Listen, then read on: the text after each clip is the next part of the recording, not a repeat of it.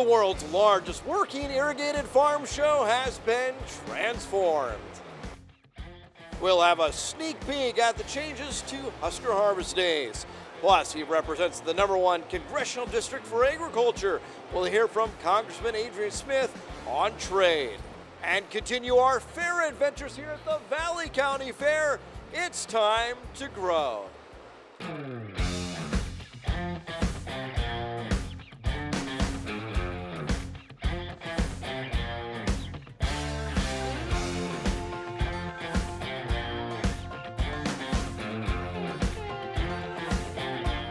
We kick things off tonight with a look at Husker Harvest Days, unveiling a major upgrade to the show facility. All the streets are paved. You won't find a single puddle in sight. Here's more.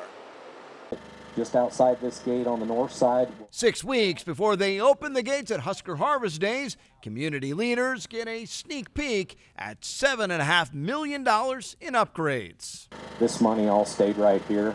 Show director Matt Youngman says it was time for an upgrade. We don't want the infrastructure to be the thing that limits what the exhibitors want to do. If the exhibitors want to do something, we want to be able to have the backbone in place, the infrastructure, the power, the drainage, all the things that they need in order to feel comfortable making that investment into that show. The show lost today in 2014 due to rain, but retention ponds are designed to hold up to 4 inches of rain. Make us a lot more weather ready for any type of event. Mayor Jeremy Jensen likes what he sees. A huge part of our community in a lot of different ways, not only the past but for the future. Those who eat and drink in the community are contributing $2 million. Exactly the reason, truly, why we put the food and beverage tax back into place. It's something that I think oftentimes we get too fixated on bringing something new and shiny to the communities, and we oftentimes forget about what we already have. The mayor says it was a no-brainer to lock up one of the region's signature events. Make sure that the exhibitors felt like we valued them as much as we truly do. Visitors won't see overhead power lines. Internet, lighting, and security also improved. The event that celebrated its 40th anniversary last year hopes for many more. This is probably the best outdoor facility for a farm show anywhere in the world. You'll also find new bathrooms and entrances. In addition, they paved the Diversified Industries buildings, adding security fences and new lights. And by the numbers, they installed a couple of miles of storm sewer, 1.5 miles of fence, and more than 2 miles of water pipes. Congressman Adrian Smith talks trade, tariffs, and the farm bailout.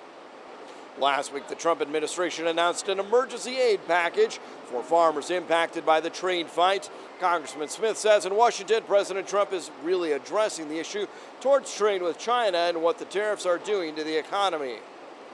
You know, the president is well aware of this ag situation, and that's why he's offered some of this compensation. I'm hoping, though, that we can get this wrapped up and that farmers can produce for a market rather than assistance from the government. Nebraska Farmers Union says it would be nice to have more support from other trade partners when working with China.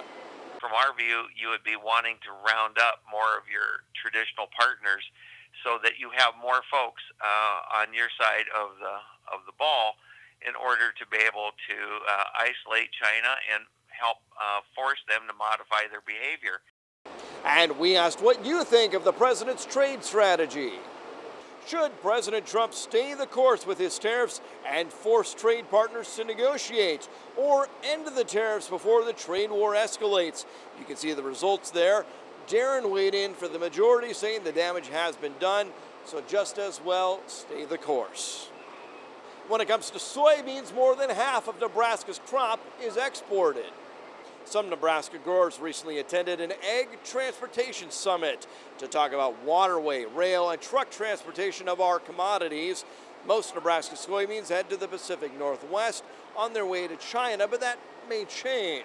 Soybean growers say livestock still need feed, and the world's not going to stop because of trade issues. Nebraska Soybean Board member Doug Sadoff said, "We're good at what we do, raising a good product, and we're raising a lot of it.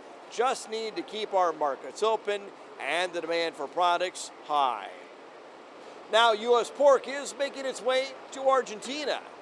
Ag Secretary Sonny Perdue marked the return of American pork to the Argentine market for the first time in 20 years. He called it a victory for American farmers, saying he's confident Argentina will want more American pork once they get a taste for it. Vice President Mike Pence confirmed the return of American pork to Argentina during a recent trip to Buenos Aires. Livestock haulers may be a step closer to more flexibility under federal trucking rules. The Senate this week passed Senator Deb Fischer's amendment extending the waiver for livestock haulers under the electronic logging device rules. Nebraska ranks first in the country for cattle on feed, second for total number of cattle and calves, and sixth in hog production. Cattlemen say it's a step closer to a permanent solution. Cattlemen President Galen Frenzen of Fullerton issued a statement, quote, Nebraska's livestock industry greatly appreciates Senator Fischer's help to delay the ELD mandate while our industry works on a long-term solution to existing hours of service laws. Nebraska Farm Bureau's Steve Nelson praises the news. In his words, quote, this is an important step in the ongoing process to make sure federal regulations governing livestock transport provide much-needed flexibility to our state's livestock haulers. The one-year extension still needs to pass the House before it can become law. And that's the subject of our poll question this week. Should livestock haulers have more flexibility? Yes, hauling livestock is different, or no, should have to follow the same rules, or maybe you're undecided. Follow Grow on Twitter to let us know. Governor Pete Ricketts announces a task force to improve rural broadband. The task force will review issues related to availability, adoption, and affordability of broadband in rural areas, and then report back to the legislature. Members include a couple of guys we know, Zach Honeycutt of Giltner, Ron Cohen of Kearney, and Isaiah Graham of St. Paul. The task force will submit a report of its findings to the legislature by November 2019. Next, we talk with Congressman Adrian Smith about trade. Later, different perspectives on fake meat. Stay with us.